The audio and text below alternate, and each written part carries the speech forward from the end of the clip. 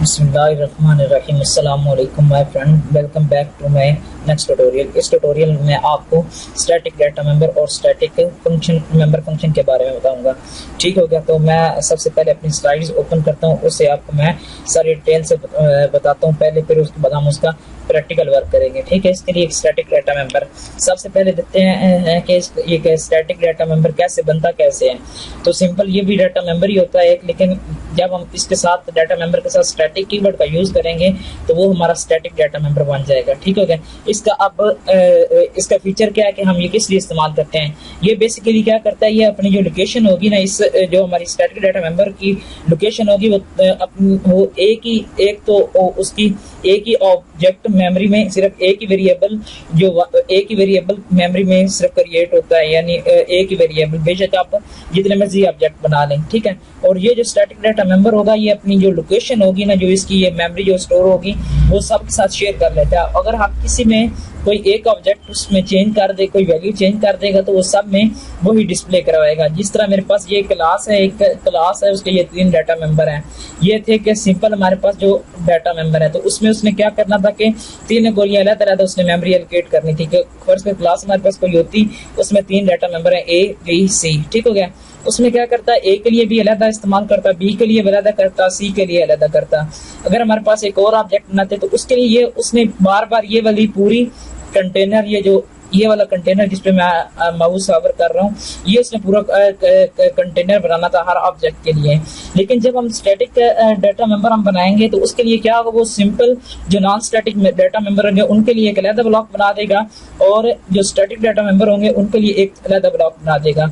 अब ये क्या होगा, ये अब हर दफा ये वाली चीज ये वैसी रहेगी, और ये सिर्फ एक ही, बेशक आप एक से ज्यादा ऑब्जेक्ट बना लें, 100 ऑब्जेक्ट बना लें, 1000 ऑब्जेक्ट बना लें, 1,00,000 ऑब्जेक्ट बना लें, ये वाली चीज सेम रहनी है। ये वाली चीज तो चेंज होती रहेगी, लेकिन ये वाली जो चीज है ना, ये जिसपे मैं माउस होवर कर रहा हूँ, ये वाली चीज हमारी एक ही रहेगी, बेशक आप जितने मर्जी ऑब्जेक्ट बना लो। अगर हमारे पास स्टैटिक डाटा मेंबर ना होता तो वो उसने उतनी दफा हमने उतनी ही उसने लोकेशन उसने बैक एंड पे बनानी थी। ठीक है, ये स्टैटिक डाटा मेंबर हम बेसिकली इस्तेमाल करते हैं कि काउंटर पर्पस के लिए, या फिर अगर हम उसको चाहते हैं कि जैसे जैसे हम प्रोग्रामिंग एग्जीक्यूट हो, हम अपनी मर्जी से उसमें कोई ना कोई वैल्यू हम दे सकते हैं। ठीक है, ये स्टैटिक डाटा मेंबर का है कि हम उस क्या करता है, वो अपनी लोकेशन शेयर कर लेता है तमाम ऑब्जेक्ट के साथ, ताकि अगर इसमें एक भी वैल्यू, अगर कोई भी ऑब्जेक्ट के साथ हम इसकी वैल्यू को चेंज कर देंगे तो फिर जितने भी ऑब्जेक्ट होंगे वो आपको वैल्यू डिस्प्ले कर, वही जो लेटेस्ट वैल्यू होगी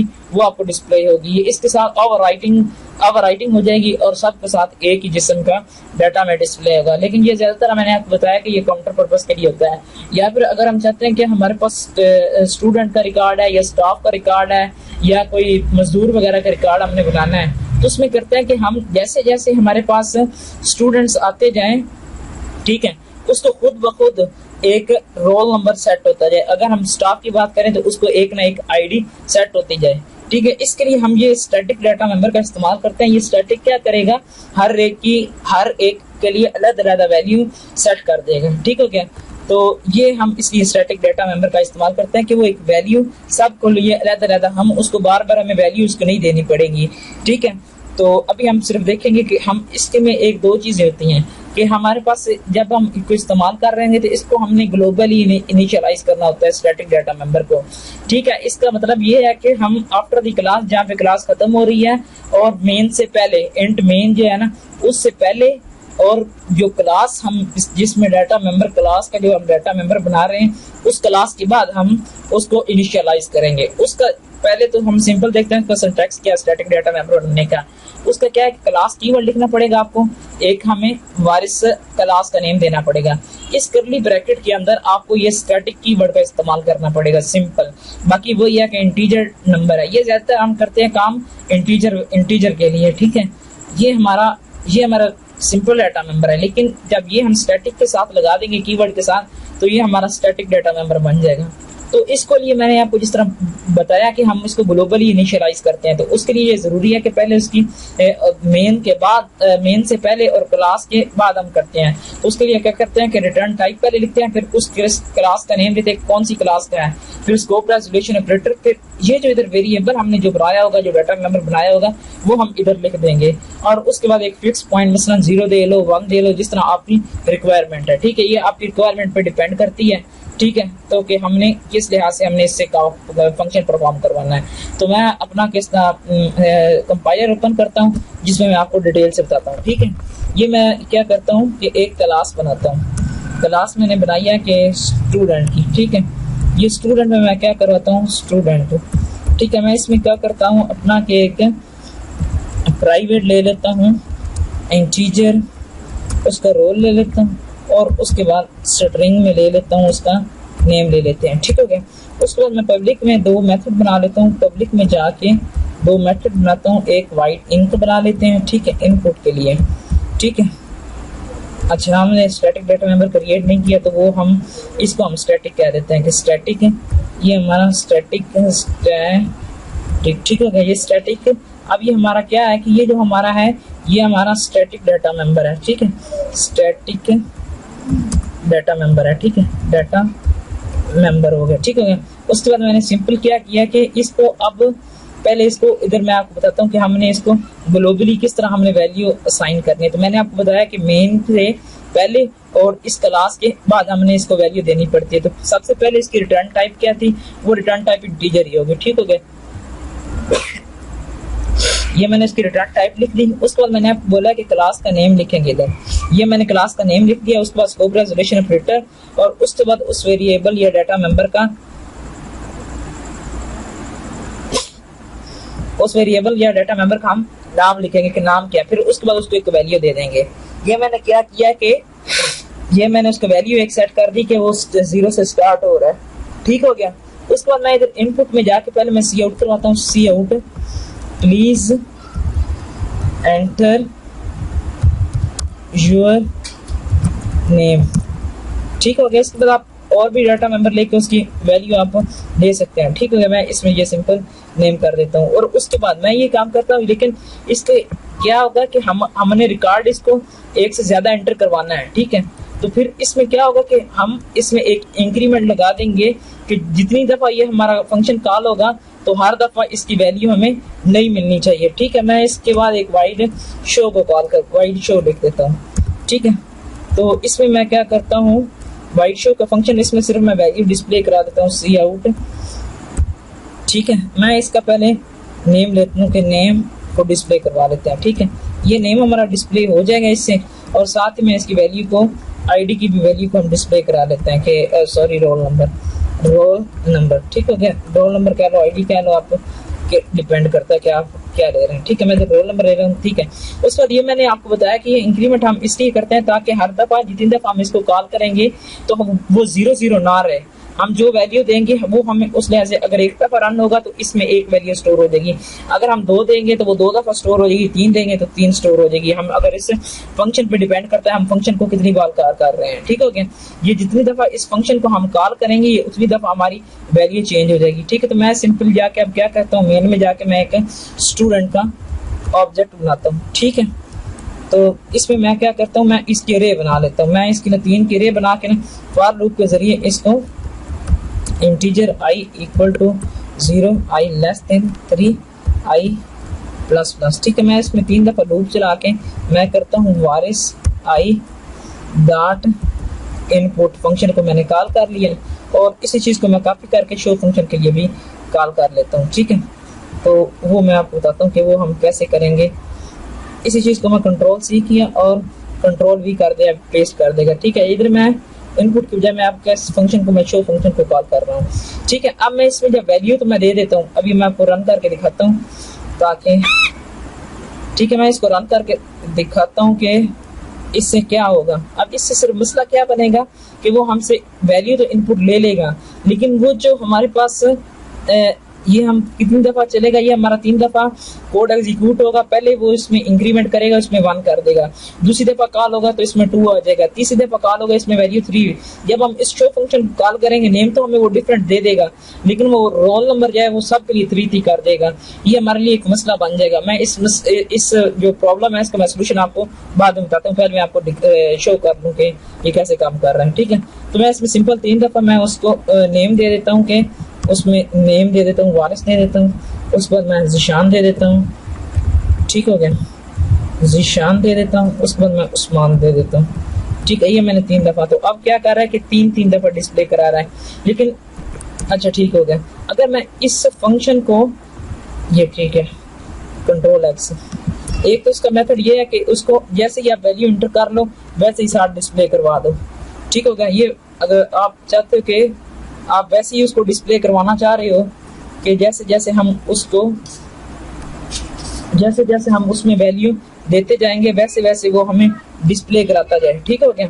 तो ये मैं काम इसको दोबारा रन करता हूँ। इसलिए तो वो हमें वैल्यू 1 0 मैं वो आपको दिखा देता हूँ। इसमें मैं ले लेता हूँ अहमद। ठीक हो गया, वो उसने वो दे दी। आगे जब मैं नया दे दूंगा ज़ीशान दूंगा तो वो हमें 2 दे देगा। उसके बाद जब मैं इसमें दे दूंगा वारिस दे दूंगा तो वो हमें 3। एक तो इसका मसला एक तो इसकी ये है कि हम इस तरह इसको सॉल्व कर सकते हैं, लेकिन ये हमारे लिए अच्छा कोई वे नहीं है ये काम करने का।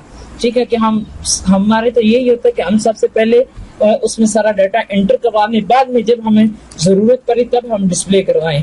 ठीक है, इसके लिए ये है कि आप इधर एक सिंपल लो, एक इंटीजर, ठीक है, उसमें ले लो रोल नंबर, एक और बना लो सिंपल, इसकी एक ना सिंपल अरे बना लो। ठीक है, एक अरे बना लो या इसकी एक अरे बना लो। ठीक हो गया। अब ये क्या होगा कि आपको इधर इसमें ये लूप चलानी पड़ेगी। अब इधर उसमें क्या करना पड़ेगा, आपको इस जगह पे लूप चलानी पड़ेगी। Integer i = 0, i less then ये 3 होगा और फिर i प्लस प्लस करेंगे। तो फिर इससे भी सोल्यूशन एक तो खत्म हो सकता है, लेकिन वो मैं आपको बाद में बताता हूँ आपको। ठीक हो गया, मैं आपको दिखा। चलो ये एक मेथड मैंने आपको बता दिया। नेक्स्ट मेथड करते हैं। उसमें मैं क्या करता हूँ कि मैं एक नेम के भी अरे ले लेता हूँ और साथ एक और मैं ले लेता हूँ इंटीजर रोल नंबर। ठीक है, उसमें मैं क्या करता हूँ कि उसकी भी मैं एक अरे बना लेता हूँ। ठीक हो गया। और उसमें सिंपल मैं क्या करता हूँ कि मैं हम फॉर लूप इस्तेमाल करते हुए फॉर लूप के जरिए हम for loop integer i = 0, i less then कि हम 3 का रिकॉर्ड सिर्फ करवाते हैं i प्लस प्लस। ठीक है, इसमें ये एक सिर्फ, बाकी इसमें है कोई मुश्किल चीज नहीं है। इसमें सिर्फ एक पॉइंट ये है कि इधर हम i ले लेंगे। ठीक हो गया। उसके बाद उस वक्त हम एक और काम करेंगे कि इधर हम ये जो हम रोल नंबर ले रहे हैं, इधर मैं लिख लेता हूँ रोल नंबर। ठीक है, roll number i roll number. ठीक है, ये क्या हो रहा है कि अब हमारे पास एक दफा जब हमारा कोड एग्जीक्यूट होगा पहली दफा तो उसमें क्या होगा 0 है, इसमें वैल्यू अब 0 पड़ी हो, लेकिन जैसे इस पॉइंट पे आएगा वो इसमें एक इंक्रीमेंट कर देगा। अब इंक्रीमेंट हुआ तो हमारी वैल्यू क्या बन गई, 1 बन गई। ठीक है, तो वो ये जो 1 होगी ये इसके 0 इंडेक्स पे स्टोर हो जाएगी।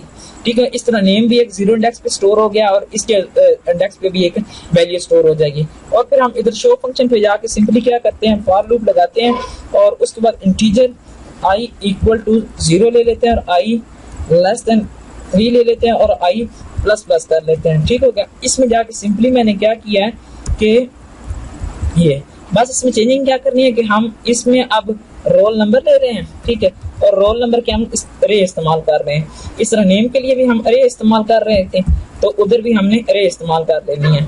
बाकी इधर से ये खत्म कर लेना है सारा, बेशक आप खत्म कर दो।